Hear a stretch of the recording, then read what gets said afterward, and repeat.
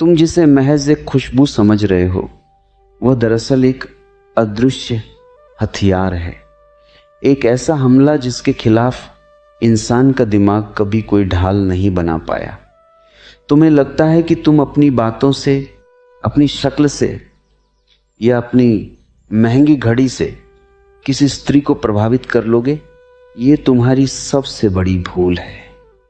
शब्दों तक तो तर्क पहुंच जाता है, लेकिन सुगंध सीधा लिम्बिक सिस्टम पर प्रहार करती है, मस्तिष्क का वह हिस्सा जहां भावनाएं जन्म लेती हैं और जहां इंसान का वश नहीं चलता। यह राज दुनिया के उन 0.1% लोगों को पता है जो बिना कुछ कहे महफिल लूट लेते हैं। तुम शीशे के सामने खड़े होकर खुद को संवारते हो, पर क्या तुम्हें पता है कि तुम्हारी त्वचा की अपनी एक गंध है? जब तुम उस पर सही इत्र की एक बूंद डालते हो तो वह रसायन नहीं रह जाता, वह एक सिग्नल बन जाता है, एक ऐसा संकेत जो सामने वाली स्त्री के अवचेतन मन में तुम्हारी एक ऐसी तस्वीर बनाता है जिसे तुम खुद भी नहीं जानते। मज़े की बात देखो, तुम पसीने और धूल में लथपथ होकर सोचते हो कि तुम मर्दानगी का प्रदर्शन कर रहे हो। भाई, वह मर्दानगी नहीं, वह साक्षात विदाई का संदेश है। तुम वहाँ खड़े हो और वह सोच रही है कि कितनी जल्दी यहाँ से पीछा छूटे, और तुम अपनी ही दुनिया में मगन हो। ये वैसा ही है जैसे कोई फटे हुए ढोल को पीटकर कहे कि मैं संगीत पैदा कर रहा हूँ।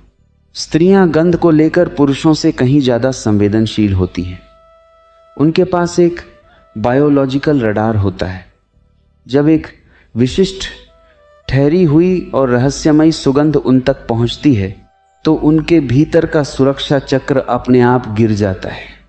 वह गंध उनके खून में मिल जाती है और एक विचार बन जाती है। और याद रखना, इंसान किसी इंसान से नहीं हारता, वह अपने ही भीतर पैदा हुए एक विचार से हार जाता है। इत्र लगाना एक कला है, विज्ञान नहीं। लोग पूरी बोतल खुद पर उड़ेल लेते हैं जैसे किसी नाले को साफ कर रहे हों। ये मूर्खता है। सुगंध ऐसी होनी चाहिए जो चीखे नहीं बल्कि फुसफुसाए।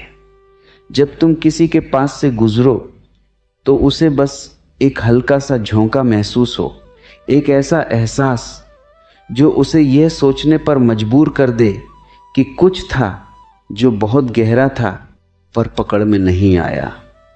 यही वह अधूरापन है जो उसे तुम्हारी ओर दोबारा मुड़ने पर मजबूर करता है। अजीब पागलपन है। तुम प्रेम की तलाश में पहाड़ छान मारते हो, पर अपने शरीर की उस अदृश्य भाषा को सुधारना भूल जाते हो। एक स्त्री को तुम अपने ज्ञान से दबा सकते हो, अपने धन से चौंधिया सकते हो, लेकिन उसे अपना कैदी बनाने का सबसे छोटा रास्ता उसकी नाक से होकर उसके हृदय तक जाता है। तुम्हारी सुगंध तुम्हारी आत्मा का वह मौन संदेश है जो तुम्हारी गैर मौजूदगी में भी वहाँ बचा रह जाता है। लोग चले जाते हैं, चेहरे धुंधले पड़ जाते हैं, बातें भुला दी जाती हैं, लेकिन वह एहसास वहीं रह जाता है।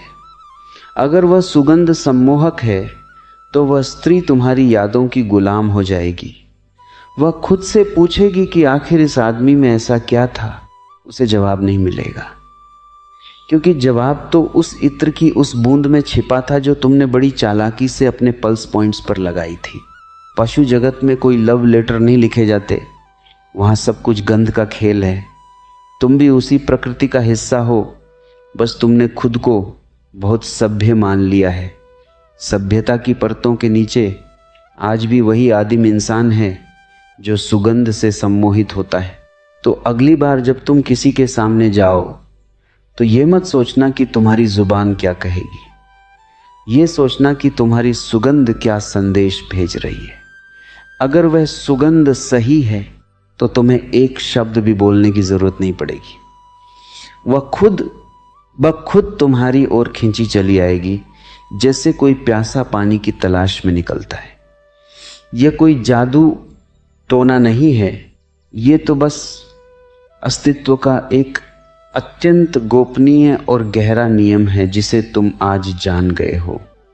तुम अब वह साधारण इंसान नहीं रहे जो भीड़ का हिस्सा था। अब तुम्हारे पास वह चाबी है जिससे तुम किसी के भी मन का द्वार खोल सकते हो। तुमने कभी सोचा है कि तुम्हारी खाल की अपनी एक भाषा है जिसे तुम पसीना कहते हो? वह दरअसल तुम्हारे शरीर का एक रेडियो सिग्नल है जो 24 घंटे प्रसारित हो रहा है, और जब तुम उस पर इत्र की एक सही बूंद छिड़कते हो तो तुम उस सिग्नल की फ्रीक्वेंसी बदल देते हो। यह वह कला है जिसे दुनिया के 0.1% लोग भी ठीक से नहीं जानते।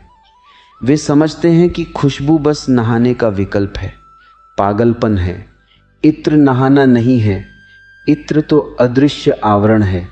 स्त्रियां पुरुषों की तुलना में गंध के प्रति 10 गुना ज़्यादा संवेदनशील होती हैं। यह प्रकृति का सुरक्षा चक्र है। जब तुम किसी स्त्री के पास से गुजरते हो तो उसकी नाक तुम्हारे शब्दों से पहले तुम्हारे चरित्र को सूंघ लेती है। अगर तुम्हारी गंध में एक ठहराव है, एक गहराई है, तो उसके मस्तिष्क का वह हिस्सा सक्रिय हो जाता है जो करोड़ों साल पुराना है, जहां तर्क, लॉजिक का कोई अस्तित्व नहीं है। वहां सिर्फ आकर्षण बचता है। मजे की बात देखो, तुम जिम जाते हो, अपनी मांसपेशियों को फुलाते हो जैसे कोई विज्ञापन कर रहे हो, पर असलियत यह है कि तुम्हारी बाइसेप्स से पहले तुम्हारी खुशबू उस स्त्री के दिल के दरवाजे पर दस्तक देती है, और अगर वह खुशबू सस्ती है या बहुत ज़्यादा तेज है तो वो दरवाज़ा अंदर से बंद हो जाता है। लोग अक्सर गलती करते हैं, वे फूलों जैसी मीठी खुशबू लगा लेते हैं। भाई, तुम कोई बगीचा नहीं हो। एक मर्द की खुशबू में लकड़ी की तपिश, वुडी नोट्स, मिट्टी की सौंध और थोड़े से रहस्य का मिश्रण होना चाहिए। यह गंध का विज्ञान इतना गहरा है कि यह समय को पीछे धकेल सकता है।